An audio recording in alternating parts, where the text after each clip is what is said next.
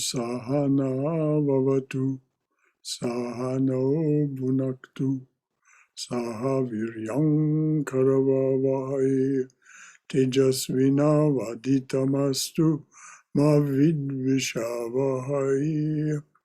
Om Shanti, Shanti, Shanti.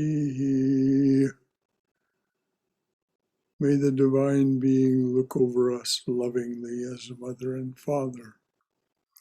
May the Divine Being support and nourish us as a mother and father. May we have the strength and skill to study together the art of spirituality. May no misunderstandings arise amongst us. Om, peace, peace, peace be unto us and to all beloved beings everywhere. Of course, we're studying Swami Prabhavananda's collection of talks published as the book Realizing God. We're well along in the talk on silence. And we'll begin here. I'm starting back a little bit, so we'll read into where we left off last time.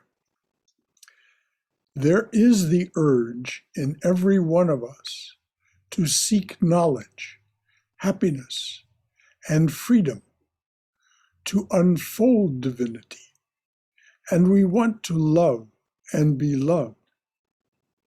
And what is God? Satchidananda, absolute existence, absolute knowledge, absolute love and bliss. In ignorance, we do not know consciously what this is. In ignorance, we do not know consciously what this urge is, but through experience, we ultimately come to understand that it is only by finding God within ourselves that we can find fulfillment.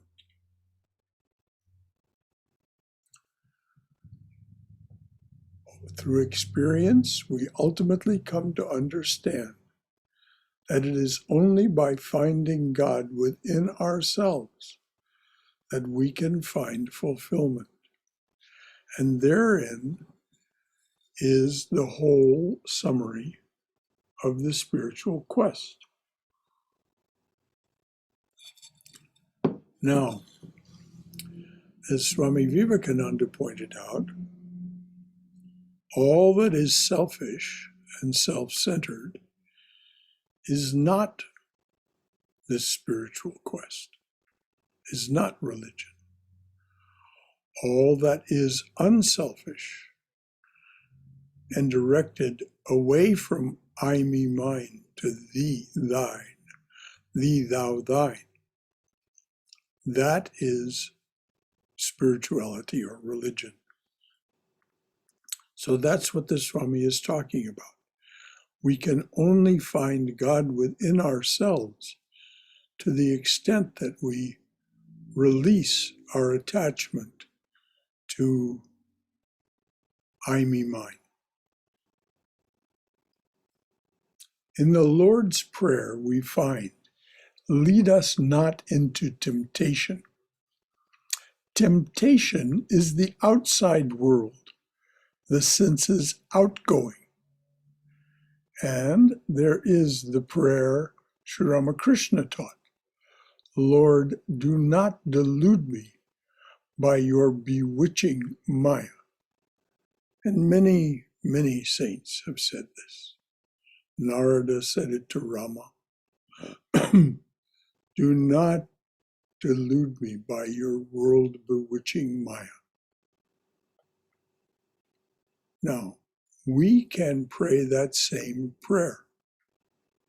We can say to the divine which exists within ourselves, don't direct me outward. Don't let me be deluded by this outgoingness. Let me turn within. Let me turn within. Let me not be deluded by your world-bewitching Maya. It is difficult to explain why there is Maya, ignorance, but it is there. Swami Vivekananda, explained that you cannot ask the question logically because as long as you are in Maya or ignorance, you hear from another about the spontaneous state. But really, you don't know anything about it. I'm going to repeat that. It's such an important idea. Swami Vivekananda explained that you cannot ask why Maya is there. You cannot ask this question logically because as long as you are in Maya or ignorance, you hear from another about the supersensuous state, but really you don't know anything about it.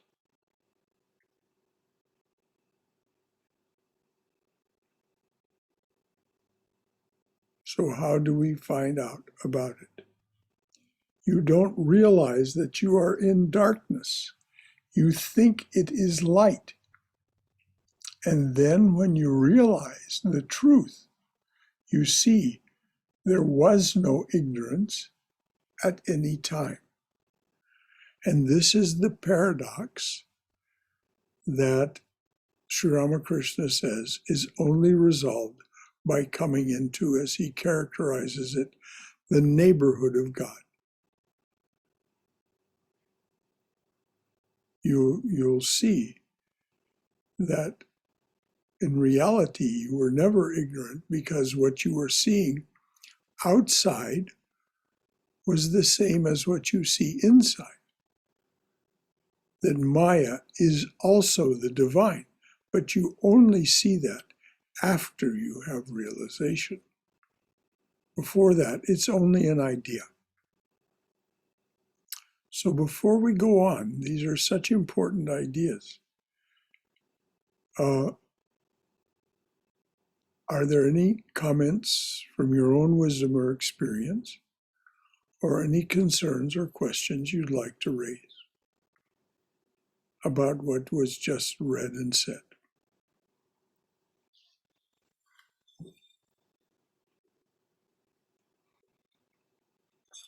All right, I'm glad everyone's satisfied that they're solid about that. And then Swami explains what it is that we have to do to get beyond the ignorance. Somehow you have to still the waves of the mind, all the thoughts and distractions that are there. If they can be stilled, then the truth of God becomes revealed immediately. This is what's meant by there was no ignorance.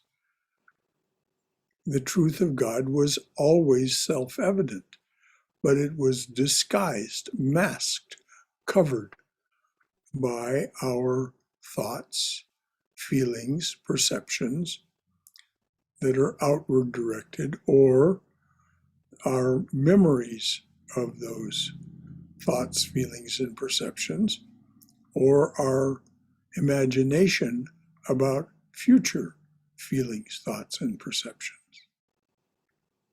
This is the way the mind works. There's no sense complaining about it. We created it this way. We, the divine being, created it this way. And Swami Sarvapriyananda was asked, well, why? And he answered this way. He said, well, because it can. I'll paraphrase that as by saying, because we can.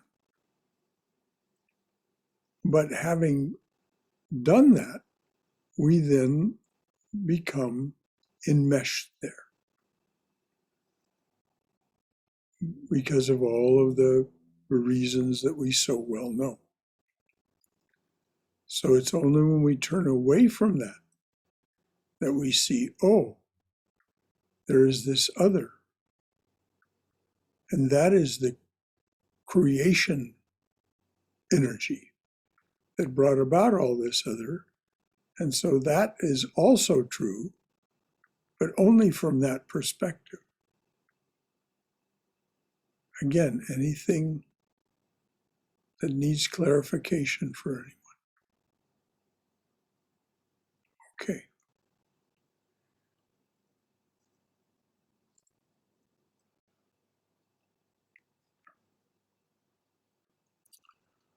When all the thoughts can be stilled, then the truth of God becomes revealed immediately. But this stilling of the mind is not simple or easy. It's simple and easy to talk about, but it's not simple or easy to do. For that, you need spiritual disciplines. The mind has to be made pure, like crystal. The mind has to be made pure, like crystal. Subconscious impressions have to be replaced with impressions of divinity, thinking of God all the time. And if you want a full explanation of this, how to go about it, it's in chapter 2 of Patanjali's Yoga Sutras. He talks in detail about the replacing of the lower samskaras with the higher samskaras. It's an explanation of it's a full explanation of how to go about what he talks about as the niyamas, the observances that replace the I, me, mine, self-centeredness of the yamas, those things that have to be restrained. So there's no lack of explanation about how to go about this. There's many, many explanations. Patanjali's is very simple and straightforward. You simply make a conscious and determined and daily effort to replace the lower samskaras of outward directedness, confusion, and ignorance with higher and higher samskaras. And it's not a matter of a week or a month or a year, it's a matter of years. Because those subconscious impressions, those samskaras and vasanas are so numerous because as beings we are so old. So there is all this old information that sufficed. It sufficed to bring us to human form. It sufficed as we took human form again and again, experiencing and experiencing and experiencing. And finally, we get the sense this no longer suffices. So then what do? Subconscious impressions have to be replaced with impressions of divinity, thinking of God all the time. And that is a process. Some people can manage it very quickly. They are, according to Swami Prabhavananda, exceedingly rare. And it's because they were almost there in a prior lifetime, he says. Purity is thinking without any distraction and concentrating on God. Purity is thinking without any distraction and concentrating on God. When the passions are stilled and worldly desires silenced, when the passions are still and worldly desires silenced, then the word of God can be heard in the soul. Now, the operative word here is still and silent. When the passions are stilled and worldly desires silenced, then the word of God can be heard in the soul. And the word of God does not come to us in language. It comes to us as pure knowledge. We may hear some words from the divine presence, usually humorously delivered.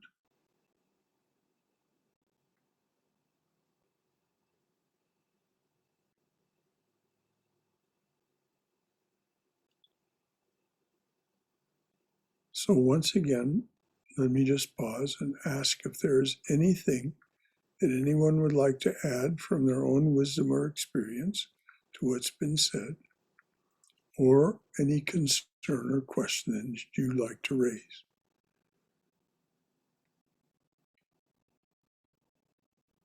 Okay. The only thing I see is, so we have to practice the basic things, discrimination and dispassion. Yes, absolutely.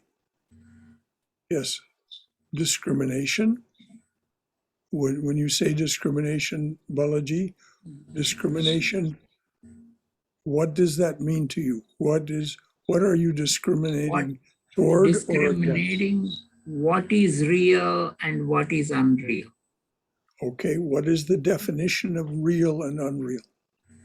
Any unreal is something which doesn't last, it's all momentary. Whereas which lasts permanently is the thing we have to go after. Yes, and that is defined as Satchidananda, and it is the absolute.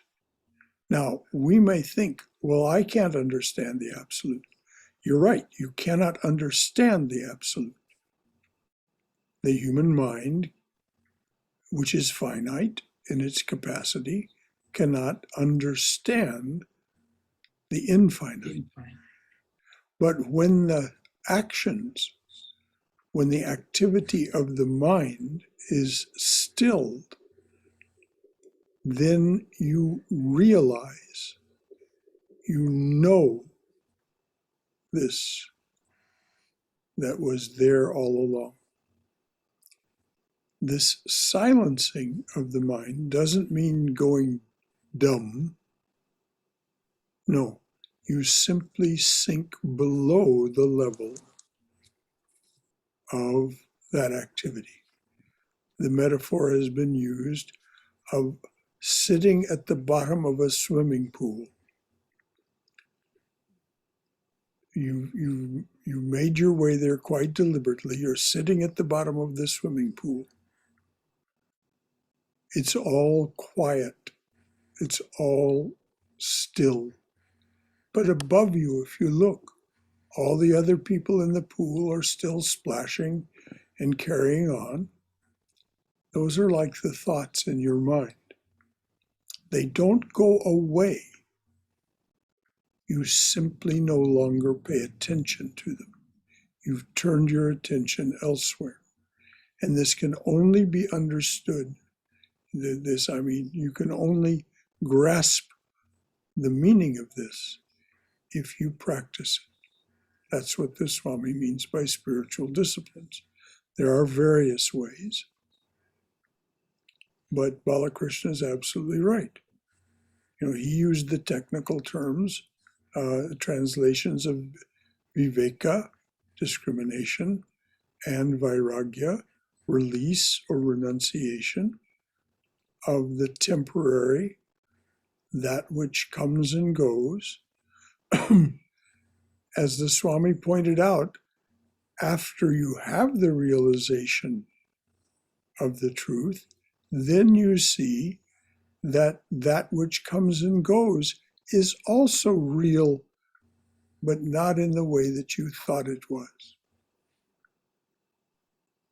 It's a very interesting phenomenon.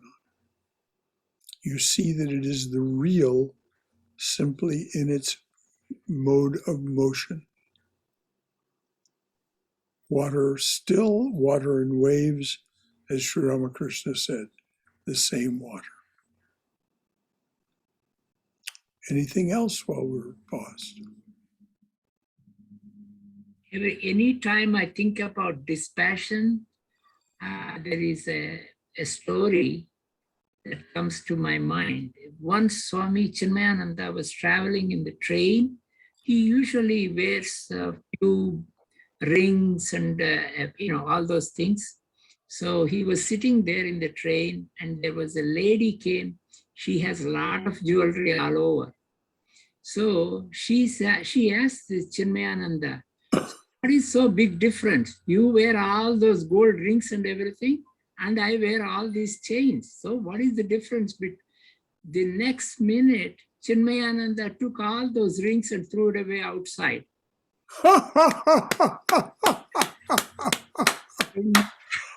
Threw them out the window of the train, did he? Yes. My goodness. And he said, do it. Yeah, that's the difference.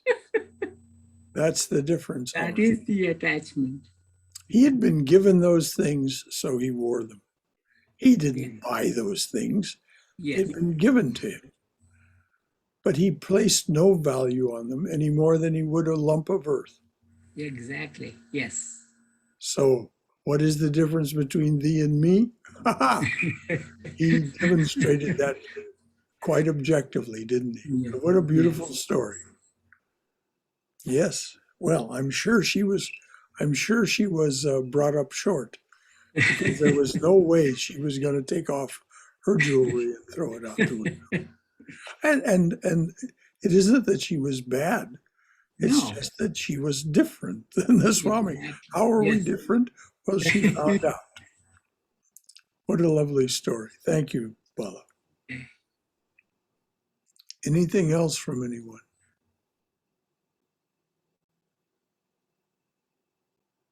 All right. Now comes this sobering thought. We have to change our whole mode of living, not by giving up duties, but by changing our whole, by changing our whole attitude. I'm going to repeat that because it's so important. It isn't that you stop doing things. You simply change the way you do them and feel about them. We have to change our whole mode of living, not by giving up duties, but by changing our whole attitude.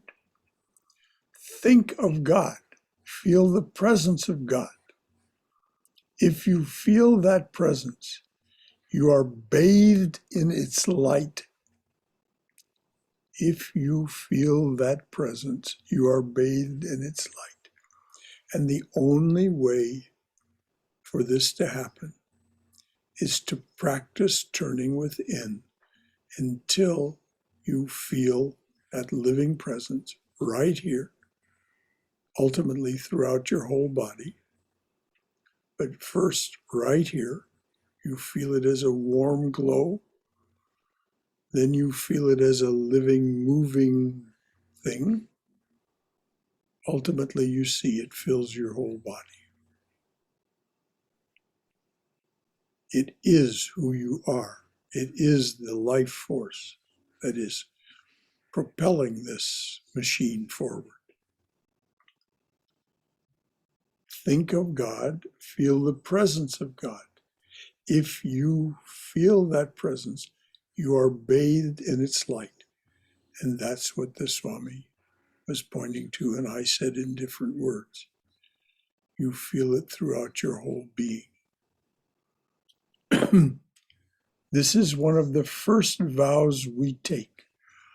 I will not brood over my past mistakes when I go to meditate. When I go to think of God, I will think myself pure, free, divine. So here's a potent instruction. He calls it a vow, a resolution. This is the way the Advaitists talk about it. This is one of the first resolutions we make. This is one of the first vows we take in the Swami's language. I will not brood over my past mistakes when I go to meditate. When I go to think of God, I'll think myself pure and divine. And here's a little poem. The past, untrue or true as I recall it, what does it matter now? All that became this moment, this crouching, pregnant moment. We could say pure, divine moment.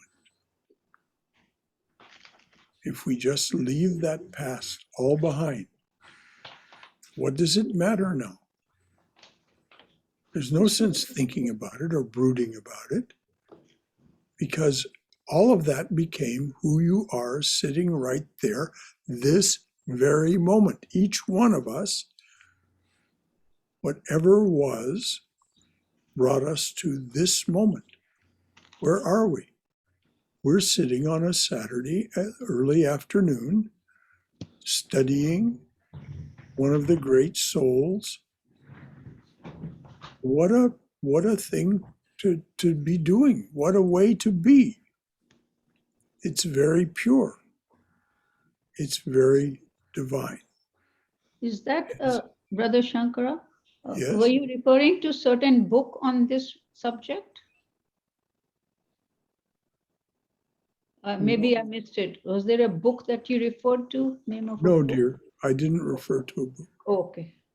All the books that you've read tell you the same thing, Nira. Okay. Just assimilate them. Just assimilate it. All you have to do is read chapters 2 through 6 of the Gita. Just read it and then read it again and read it again and read it again until you assimilate it. No, this Swami says, if we want to be bathed in that light, this is one of the first vows we take.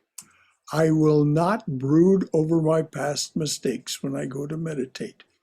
When I go to think of God, I'll think myself pure, free, divine. And of course, that's in this book.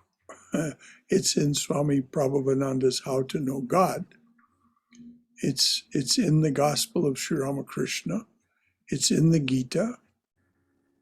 Who are you? You're not that imaginary person that is made of all your past memories. That's an imaginary person. You probably don't remember it very accurately anyway. This is what the psychologists have proven to us. This is why when you go to serve on a jury, many judges will say, you're going to hear some eyewitness testimony. Please be advised that eyewitness testimony is not necessarily reliable. And here is an example of what, and this was actually played in a courtroom one time to illustrate what the judge was talking about. He played this video. Basketball court. 2 teams on the basketball court. The people were asked to count how many times each team shot and missed. Each team, red team, blue team, how many times each team shot, tried to make a basket and missed. They were told to do that. Then the play began. During the time that they were playing, during the time that they were playing, a man dressed in a gorilla suit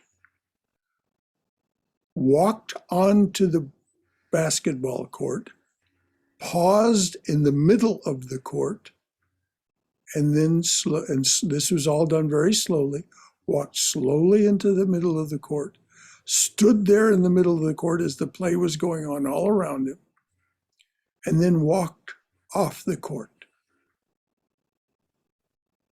Virtually no one, more than 9 out of 10 of the people who were in that test audience for this experiment, they did not see the man in the gorilla suit because their attention was focused elsewhere.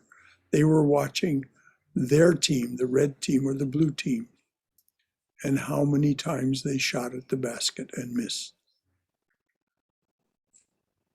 This is how unreliable our apparatus is, how easily deceived and distracted we are. This is what is meant by magic, the magic of Maya, the spell of Maya.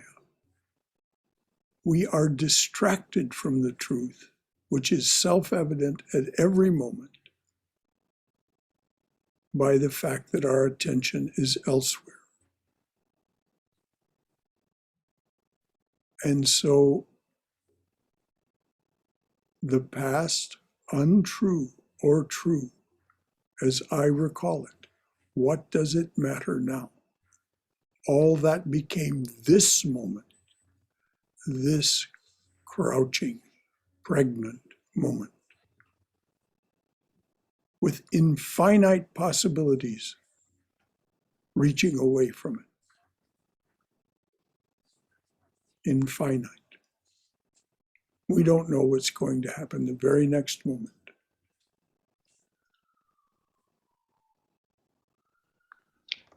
Brother Shankara, Yes, dear. thank you, please, for what you have provided, the treasure just now, and the words that we read in the book just now. They're precious, but the question to my mind is, each day, how do I bring in the change in myself so that I do not have to, one more time during meditation, not brood over another mistake? Well, I tell you, Vijay, the answer is simple. It's not easy to do. But when that arises, when that thought that wants to brood over some mistake or some insult or some this, that, or the other thing, other than what you were doing, you simply say to yourself, this does not deserve my attention. What deserves my attention is what I was doing. I will return to that. And you simply turn your attention away from it. It requires years and years and years of practice. But you can control your attention. And the question has to be, does this deserve my attention? And this Swami just said, what deserves your attention? I go to think of God. I'll think myself pure, free, and divine, not enmeshed, engrossed, or entrapped by those thoughts of this mistake or that mistake. It's already happened. There is absolutely nothing you can do about it. Why think about it? You've learned the lesson. You learned the lesson in the moment you made the mistake. Sometimes we make the same mistake over and over again. Well, that's just a very strong bad habit made up of several samskaras called a vasana. So, we have to make a resolution when we make that mistake again. No, I won't do that again. And then when we do it again, just say, well, I did it again. I will make my very best effort not to do it again. But don't brood on it when you're sitting for meditation, because it won't do you any good. It won't help you with your resolve. You've made your resolve. All you're doing is, in essence, wasting time. Wasting that precious, crouching, pregnant moment on something that no longer exists and means nothing. Brother Shankara, thank you. Sometime the thought has come to my mind, do I have to accept my vasanas? What strong tool can I really have, or do I have to not to have to further add to my vasana, to give more power to my vasana? Question like those. BJ, this is a question that you've been asking as long as I've known you. You know the answer. The question you have to ask yourself is, why don't I act what I know? What is the payoff for what I'm doing? Now, it's difficult for artists because artists deal in memory. You are an artist, you are a poet. It's difficult to separate one from the other. But the only way you can do it is to say, this is not me. I am pure, free, divine. This is something that happened in my presence. I'm writing a poem about it, so as to share with others what it is that I know and have experienced. But it has no more significance than that. It is not the truth of your being. The fact that you're a poet is another upadhi. It's a high form of upadhi to be an artist, but it is still an upadhi. It is still just some temporary self-description. When that body of yours dissolves, there'll be no attachment whatsoever to your poetry, to the fact that you are an artist, a poet. You will need to be in that moment attached to, I am free, pure, divine. I am that. Aham Brahmasmi. Thank you so much, please. Thank you. Now do it. Do it. And then you won't have to ask the question ever again. You go away then. Sorry. So, anything else before we go on? We have plenty of time. Thank you. Mm-hmm. Brother Shankar, this is Katrina. I'd just like to share. I participated in one of those experiments about the counting the balls in the two teams. Yes. And if I had not gone through that experience myself, I would not have believed what you just shared. And I was one who did not see the gorilla. Yes. And I could not, when they replayed it, and it was a group of us, and probably about, what was it, a classroom, probably about 75 people in the room. Mm-hmm.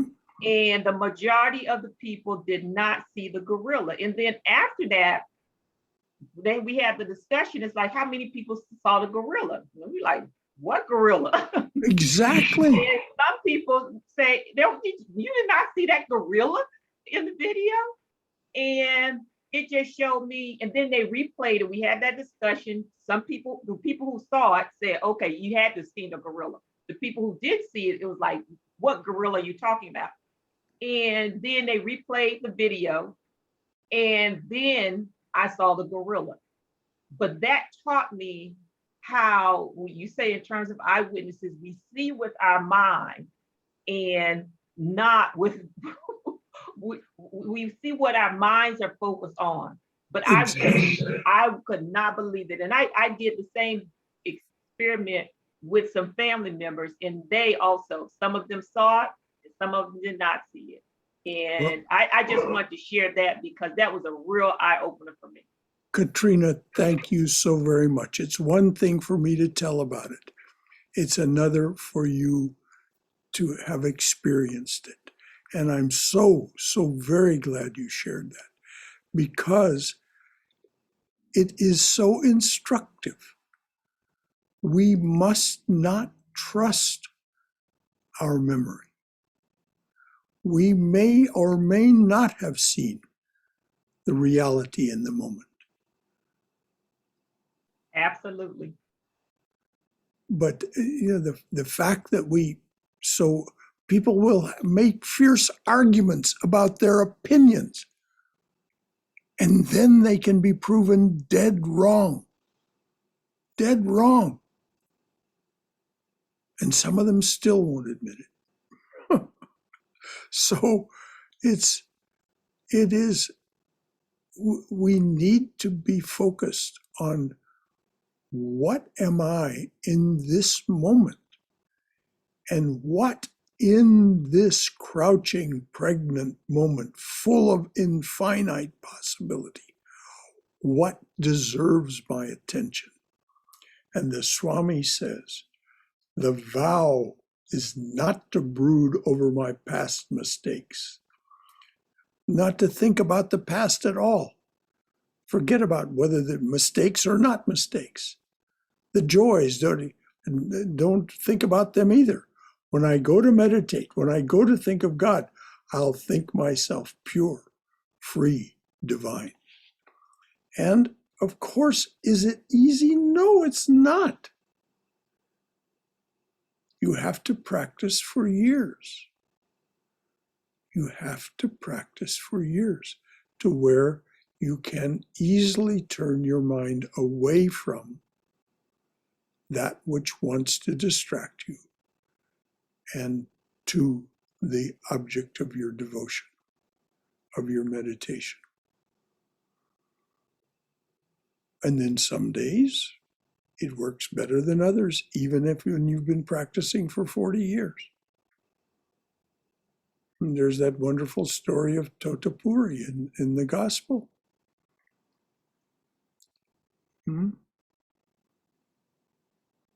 He tried to commit suicide because he was suffering so badly from dysentery. He thought, I'll be through with this body. And he couldn't do it. And suddenly he realized, oh, I have been wrong all these years about who's in charge here. It is the divine presence that's in charge. He and Sri Ramakrishna called it Mother, of course, Kali. And that's what we read in the Chandi, of course. Anything else before we go on? I'm glad we had this discussion. And I'm glad that Vijay brought up what he brought up. I'm glad that Bala brought up what he brought up. And I'm very glad that Katrina shared with us her experience of actually not seeing the gorilla. Thank you, Brother Shankara. What I find is that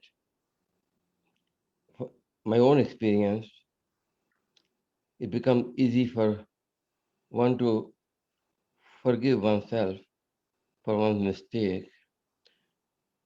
But if the same mistake is made by someone else, it is more difficult. And in my experience, what has helped me is reminding myself that whatever happened can happen. So that let it go. And whatever happened, I could have made the same mistake. Swami Vivekananda told us the bald-faced truth in his Song of the Sannyasa. Praiser praised, blamer blamed are one. It only seems to us that there is someone else doing something to us.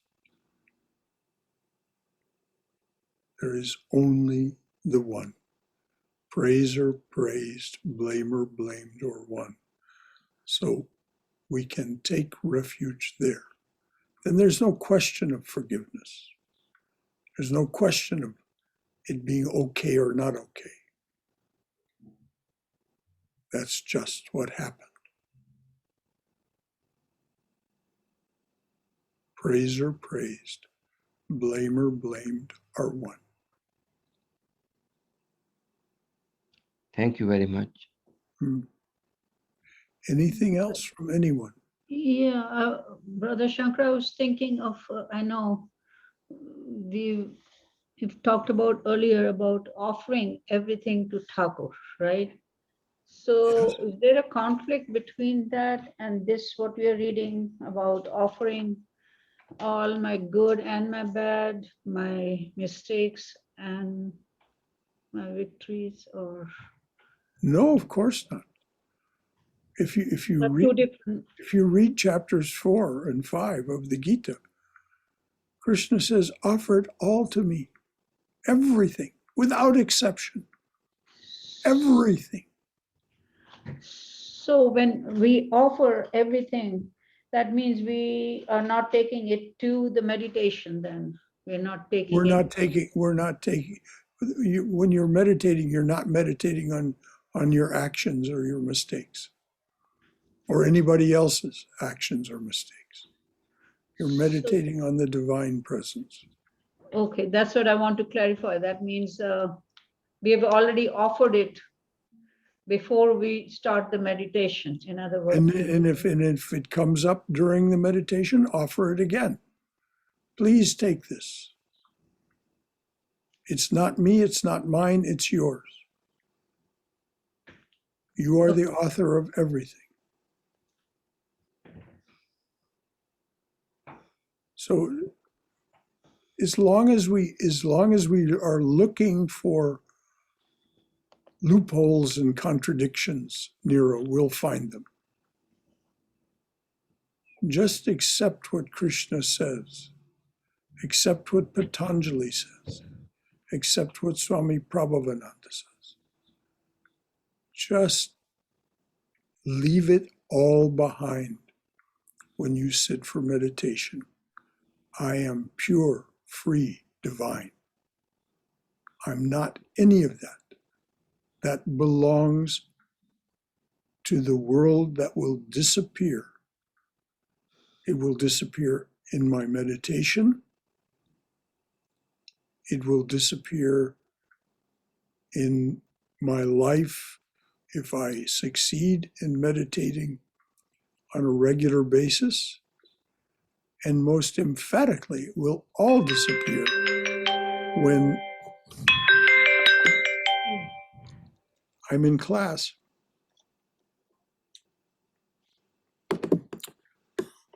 It will emphatically disappear when you leave the body. Okay. Thank Nothing you. left but the mental impressions. All of that activity is gone. Brother Shankara, Yes? is there a place in our devotion to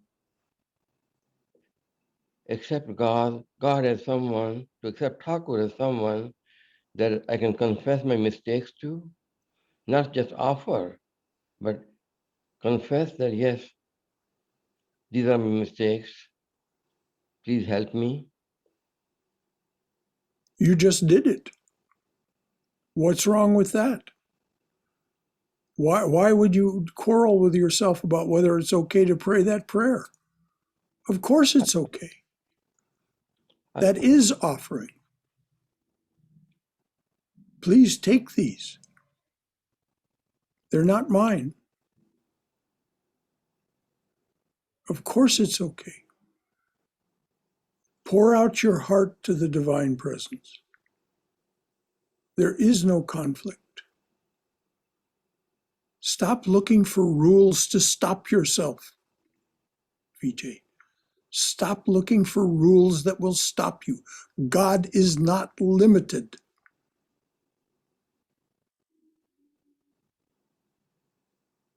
God is not limited. You can do whatever you like in the presence of God, and it will be accepted. Again, I strongly recommend to anyone who has any questions about this, if you accept the authority of Sri Krishna, read chapters 2 through 6 of the Gita. You cannot go wrong by following Krishna's instructions, and they are absolutely explicit. However you characterize it, he says, offer it all to me. I am the author of all this, not you. Give it back to me. Then you don't experience the karma, the karmic results.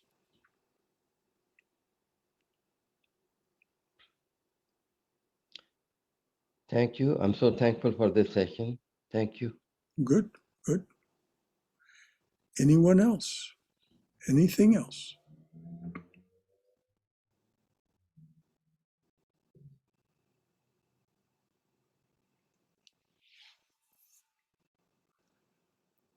What sincere seek, this is the Swami now, Swami Prabhavananda.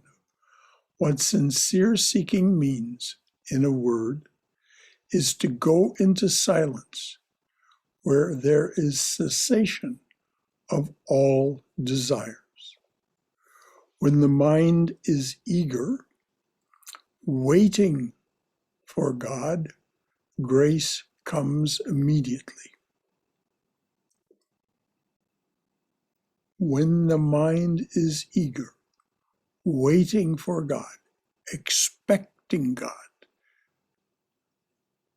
inviting God's presence, grace comes immediately. It is in silence that the truth of God is imparted through the grace of a guru or teacher. Now, what is the grace of a guru or teacher? Guru means remover of darkness, the darkness of ignorance. That's what's meant by the grace of a guru or teacher. That guru or teacher can remove the ignorance by telling you the truth. When the mind is eager, waiting for God, grace comes immediately. It is in silence that the truth of God is imparted through the grace of a guru or teacher. And what that means is that has been awakened in you, the truth has been given to you. It was always, as the Swami said, self-evident. So when you learn to sink into that silence, the truth of what they told you becomes glaringly clear and joyously clear. It is self-evident.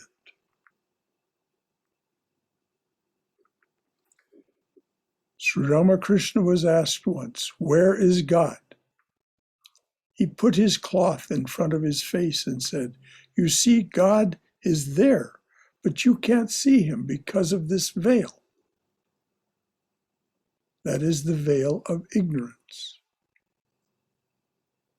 Where is God? Sri Ramakrishna put his cloth in front of his face and said, you see, God is there, but you can't see him because of this veil. That is the veil of ignorance. And that is what is dispelled by the teacher.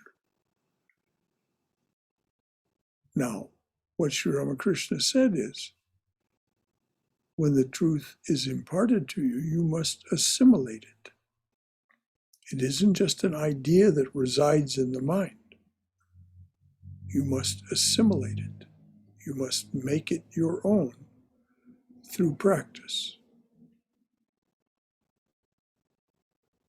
So the Swami says, just try to understand this simple truth. Even though there is the veil of ignorance, and we do not see him, still try to feel that he is nearer than hands and feet.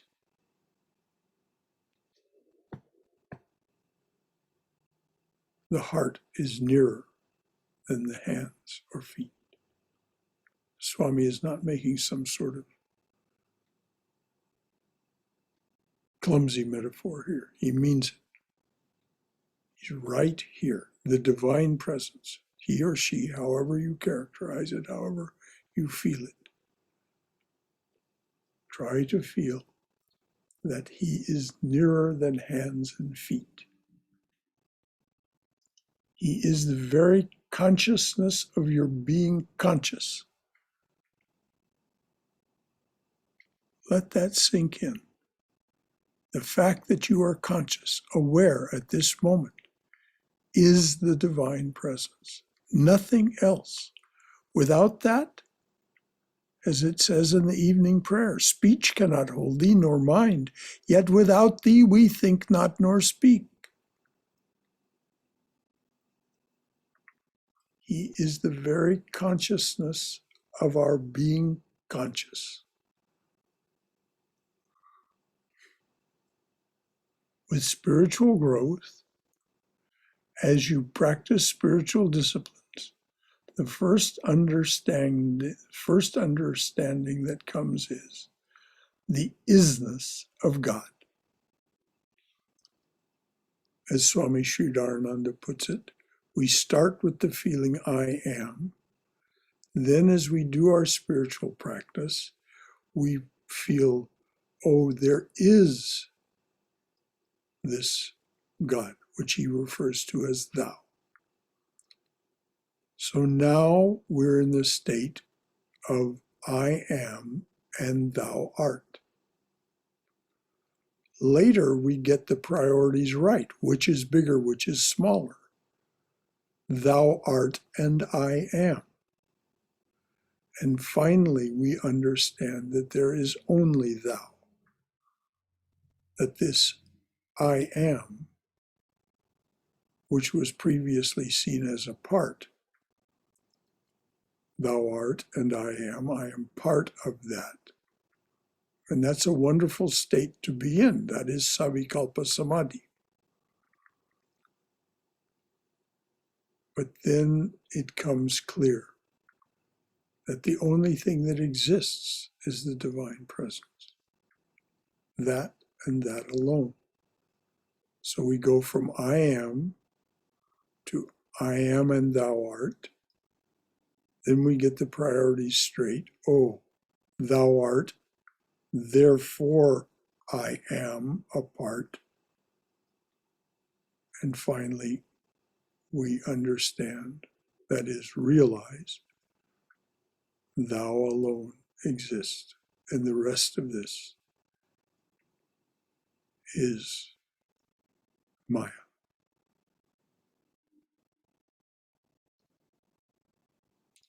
With spiritual growth, as you practice spiritual disciplines, the first understanding that comes is the isness of God.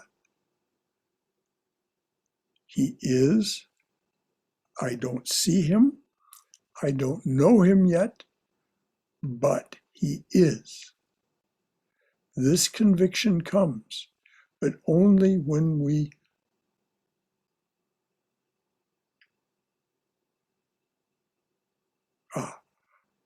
this conviction comes, but only when we rend asunder this veil of ignorance.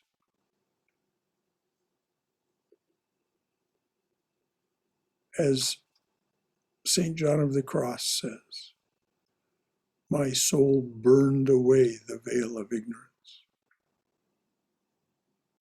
rather than rending it asunder. His soul burned away the veil of ignorance.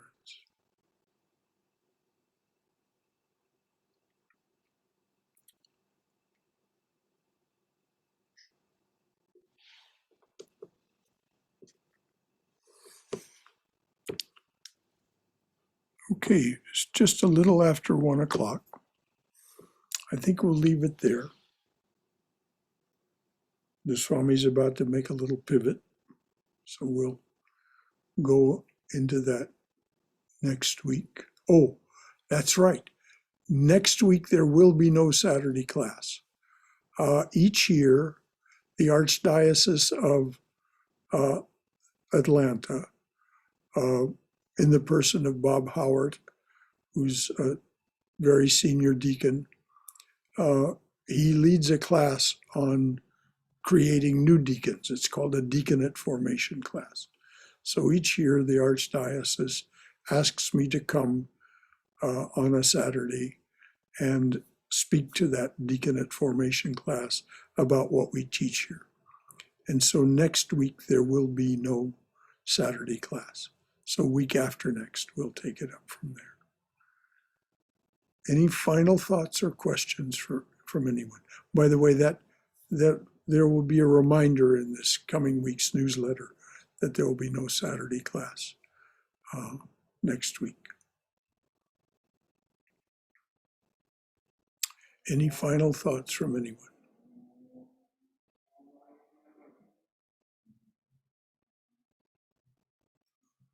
All right. The only thing that comes to my mind is until we get rid of that ignorance, we have to have that faith. Yes. Is, it can be realized by anybody, everybody. We just have to have that strong faith. Yes. Pursue it. Yes, we must indeed have that faith. That's what allows us to continue with our spiritual practices, is the faith that I will eventually, and it is, if we're impatient, that's just another distraction. We must live in the faith and expectation that this will yield the results that all of the great masters have told us will happen. It will happen for me just like it happened for them. And, the testimony is there. I mean, how many books are written? How many lectures are given? How many times does Sarvapriyananda have to say it, or Sarvadevananda, or Atmarupananda?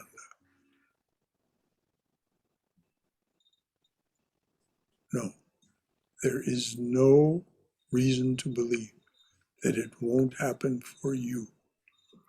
And if your ignorance persists, remember what Swami Sarvapriyananda said at the end of a class on Advaita, teaching the highest forms of Vedanta thought, Advaita. He said, well, now we've studied all this and we know it. How much have we changed?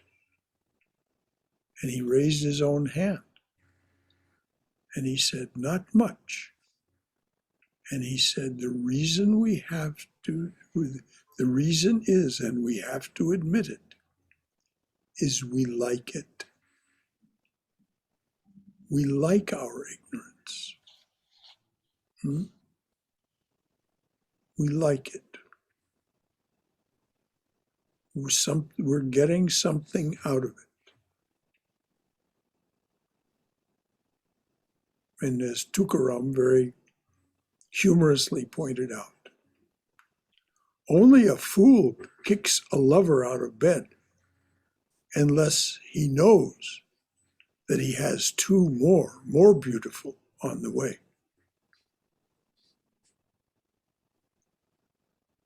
So we need to think about that. I continue doing these things in part because I like them. But that doesn't mean we can't pray the prayer. O Lord, here is your virtue, here is your vice.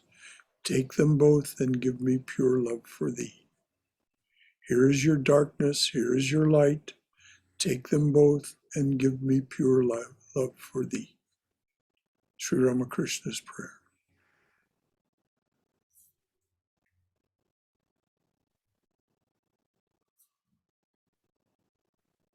The more sincere and persistent we are, the more likely it is to happen.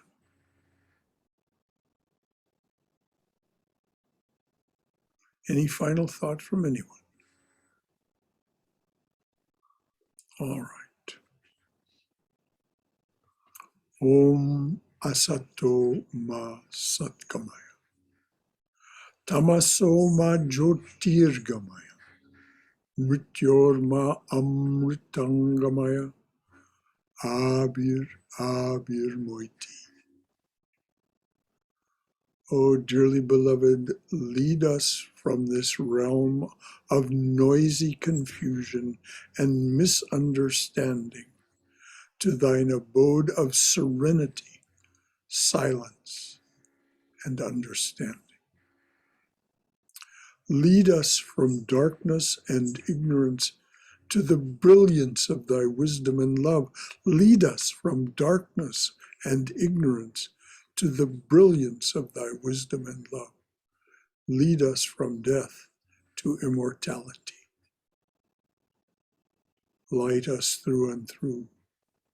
Light us through and through with thy everlasting, shining presence. Jai Shri Guru Maharaj Ji Ki Jai. Durga, Durga, Durga. May we be safe. May we be healthy. May we be cheerful. May we have peace of mind. May we go forward in the loving and protective embrace of the Divine Being as our Mother and Father. So as far as this Saturday class goes, until 2 weeks from now, tomorrow's talk at 11 a.m. will be Nature is for the Soul. In other words, Maya is meant for us.